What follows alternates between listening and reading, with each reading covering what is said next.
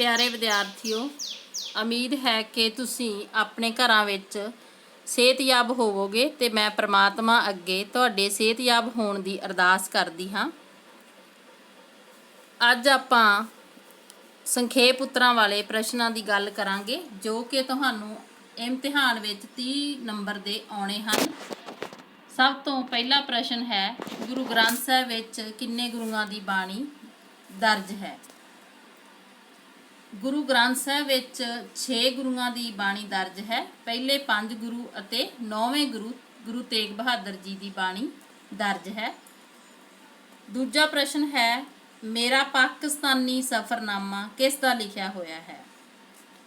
मेरा पाकिस्तानी सफ़रनामा जिहड़ा कि आपां क्लास विच पढ़िया है, तुहानूं पता ही है कि यह बलराज साहनी दा लिखिया होया है। बलराज साहनी फिल्मी एक्टर भी है। तीजा प्रश्न है, गुरु ग्रंथ साहिब विच किन्ने राग हैं।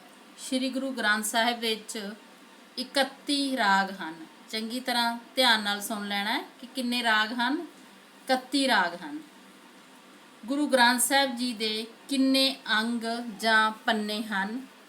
गुरु ग्रंथ साहिब जी दे 1430 अंग हैं। अगला प्रश्न है, आधुनिक कविता का मोढी कौन है। आधुनिक कविता का मोढी कवि भाई वीर सिंह है। अगला प्रश्न है, ਸਾਹਿਤ ਦੇ ਮੁੱਖ ਤੱਤ ਕਿਹੜੇ-ਕਿਹੜੇ ਹੁੰਦੇ ਹਨ। ਸਾਹਿਤ ਦੇ ਤੱਤ ਭਾਵ ਤੱਤ, ਬੁੱਧੀ ਤੱਤ, ਕਲਪਨਾ ਤੱਤ, ਸ਼ੈਲੀ ਤੱਤ, ਕੁੱਲ 6 ਤੱਤ ਹੁੰਦੇ ਹਨ। ਅਗਲਾ ਪ੍ਰਸ਼ਨ ਹੈ, ਸਾਹਿਤ ਦੇ ਪ੍ਰਮੁੱਖ ਲੱਛਣ ਕਿਹੜੇ-ਕਿਹੜੇ ਹਨ। ਸਾਹਿਤ ਦੇ ਪ੍ਰਮੁੱਖ ਲੱਛਣ ਸਤਿਅਮ ਸ਼ਿਵਮ ਸੁੰਦਰਮ ਸਾਹਿਤ ਦੇ ਪ੍ਰਮੁੱਖ ਲੱਛਣ ਹਨ। ਕਵਿਤਾ ਦੇ ਕਿੰਨੇ ਰਸ ਹੁੰਦੇ ਹਨ। ਕਵਿਤਾ ਦੇ 9 ਰਸ ਮੰਨੇ ਜਾਂਦੇ ਹਨ। ਅਗਲਾ ਪ੍ਰਸ਼ਨ ਹੈ, ਕਿਸ ਨੂੰ ਪੰਜਾਬੀ ਕਿੱਸਾ ਕਾਵਿ ਦਾ ਪਿਤਾਮਾ ਮੰਨਿਆ ਜਾਂਦਾ ਹੈ। ਕਿੱਸਾਕਾਰ ਦਮੋਦਰ ਨੂੰ ਪੰਜਾਬੀ ਕਿੱਸਾ ਕਾਵਿ ਦਾ ਮੋਢੀ ਜਾਂ ਪਿਤਾਮਾ ਮੰਨਿਆ ਜਾਂਦਾ ਹੈ। ਅਗਲਾ ਪ੍ਰਸ਼ਨ ਹੈ, ਨਾਟਕ ਦਾ ਮੋਢੀ ਕਿਸ ਨੂੰ ਕਿਹਾ ਜਾਂਦਾ ਹੈ। ਨਾਟਕ ਦਾ ਮੋਢੀ ਜੀ ਈਸ਼ਵਰ ਚੰਦਰ ਨੰਦਾ ਨੂੰ ਕਿਹਾ ਜਾਂਦਾ ਹੈ। ਨਾਟਕ ਦਾ ਮੋਢੀ ਹੈ ਈਸ਼ਵਰ ਚੰਦਰ ਨੰਦਾ। ਅਗਲਾ ਪ੍ਰਸ਼ਨ ਹੈ, ਗੁਰੂ ਗ੍ਰੰਥ ਸਾਹਿਬ ਜੀ ਦਾ ਪਹਿਲਾ ਰਾਗ ਕਿਹੜਾ ਹੈ। ਗੁਰੂ ਗ੍ਰੰਥ ਸਾਹਿਬ ਜੀ ਦਾ ਪਹਿਲਾ ਰਾਗ ਸ਼੍ਰੀ ਰਾਗ ਹੈ। ਅਤੇ ਇਸੇ ਤਰ੍ਹਾਂ ਹੀ ਅਗਲਾ ਪ੍ਰਸ਼ਨ ਹੈ, ਗੁਰੂ ਗ੍ਰੰਥ ਸਾਹਿਬ ਜੀ ਦਾ ਆਖਰੀ ਰਾਗ ਕਿਹੜਾ ਹੈ। ਗੁਰੂ ਗ੍ਰੰਥ ਸਾਹਿਬ ਜੀ ਦਾ ਆਖਰੀ ਰਾਗ ਜੈਜਾਵੰਤੀ ਰਾਗ ਹੈ। ਅਗਲਾ ਪ੍ਰਸ਼ਨ ਹੈ, ਗੁਰੂ ਅਰਜਨ ਦੇਵ ਜੀ ਦੇ ਗੁਰੂ ਗ੍ਰੰਥ ਸਾਹਿਬ ਵਿੱਚ ਕਿੰਨੇ ਰਾਗ ਸ਼ਾਮਲ ਹਨ। ਗੁਰੂ ਅਰਜਨ ਦੇਵ ਜੀ ਦੇ ਗੁਰੂ ਗ੍ਰੰਥ ਸਾਹਿਬ ਵਿੱਚ 30 ਰਾਗ ਹਨ। ਗੁਰੂ ਅਰਜਨ ਦੇਵ ਜੀ ਨੇ ਤੁਹਾਨੂੰ ਪਤਾ ਹੀ ਆ ਕਿ ਸਭ ਤੋਂ ਵੱਧ ਬਾਣੀ ਲਿਖੀ ਆ ਤੇ ਉਹਨਾਂ ਦੇ ਰਾਗ ਵੀ ਸਭ ਤੋਂ ਵੱਧ ਹਨ। 30 ਰਾਗ, ਇੱਕ ਹੀ ਰਾਗ ਛੱਡਿਆ ਗੁਰੂ ਅਰਜਨ ਦੇਵ ਜੀ ਨੇ, ਜੈਜਾਵੰਤੀ। ਇਸੇ ਤਰ੍ਹਾਂ ਹੀ ਅਗਲਾ ਪ੍ਰਸ਼ਨ ਹੈ, ਗੁਰੂ ਰਾਮਦਾਸ ਜੀ ਦੇ ਗੁਰੂ ਗ੍ਰੰਥ ਸਾਹਿਬ ਵਿੱਚ ਕਿੰਨੇ ਰਾਗ ਹਨ। ਗੁਰੂ ਰਾਮਦਾਸ ਜੀ ਜਿਹੜੇ ਕਿ ਆਪਣੇ ਚੌਥੇ ਗੁਰੂ ਹਨ, ਉਹਨਾਂ ਦੇ ਗੁਰੂ ਗ੍ਰੰਥ ਸਾਹਿਬ ਵਿੱਚ 29 ਰਾਗ ਹਨ। ਗੁਰੂ ਨਾਨਕ ਦੇਵ ਜੀ ਨੇ ਕਿੰਨੇ ਰਾਗਾਂ ਵਿੱਚ ਬਾਣੀ ਦੀ ਰਚਨਾ ਕੀਤੀ ਸੀ। ਗੁਰੂ ਨਾਨਕ ਦੇਵ ਜੀ ਨੇ 19 ਰਾਗਾਂ ਵਿੱਚ ਬਾਣੀ ਦੀ ਰਚਨਾ ਕੀਤੀ ਸੀ।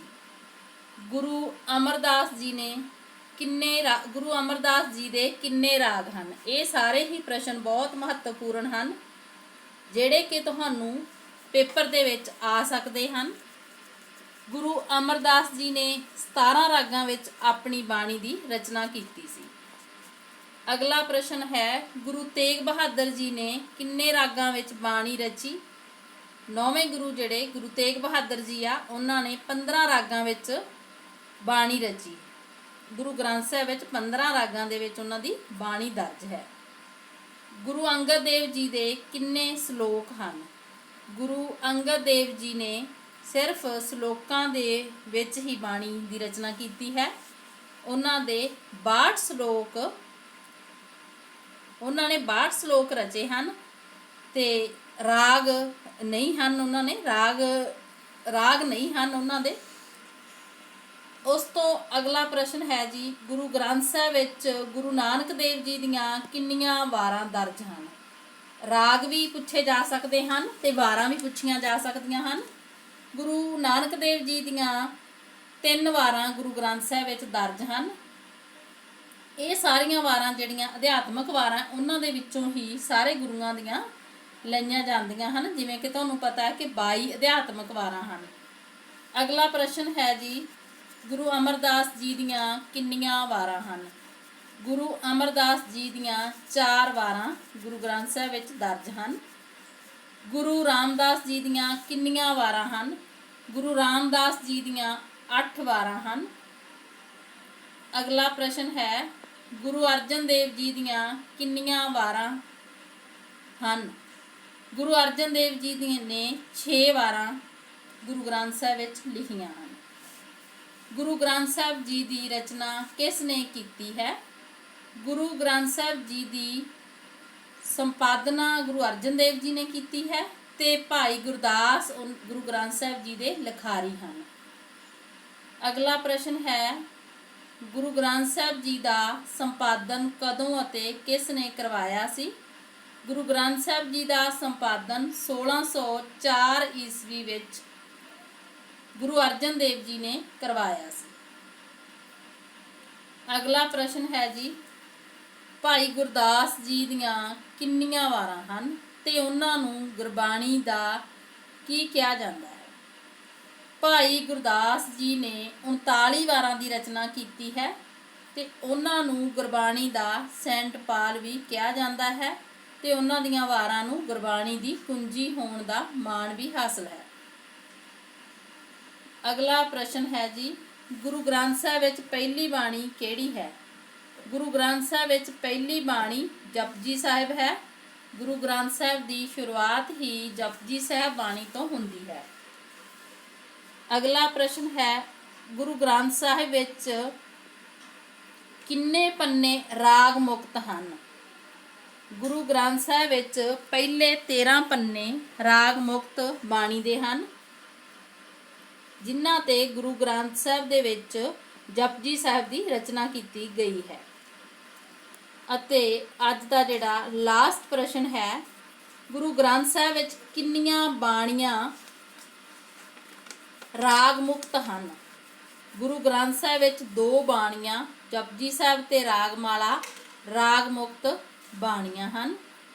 ਇਸੇ ਤਰ੍ਹਾਂ ਹੀ ਆਪਣੇ ਸੰਖੇਪ ਉੱਤਰਾਂ ਵਾਲੇ ਪ੍ਰਸ਼ਨਾਂ ਦੀ ਜਿਹੜੀ ਲੜੀ ਆ ਜਾਰੀ ਰਹੇਗੀ ਤੇ ਇਹਨਾਂ ਸਾਰੇ ਪ੍ਰਸ਼ਨਾਂ ਨੂੰ ਤੁਸੀਂ ਆਪਣੀ ਕਾਪੀ ਤੇ ਨੋਟ ਵੀ ਕਰ ਲੈਣਾ ਹੈ ਤੇ ਚੰਗੀ ਤਰ੍ਹਾਂ ਵੀਡੀਓ ਸੁਣ ਕੇ ਯਾਦ ਵੀ ਰੱਖਣਾ ਹੈ। ਇਹ ਤੁਹਾਡੇ ਸਾਰੇ ਹੀ ਪ੍ਰਸ਼ਨ ਆ ਜਿਹੜੇ ਬਹੁਤ ਕੰਮ ਆਉਣਗੇ, ਜਿਹੜੇ ਕਿ ਤੁਸੀਂ ਇਮਤਿਹਾਨਾਂ ਦੇ ਵਿੱਚ ਕਰੋਗੇ। ਸ਼ੁਕਰੀਆ।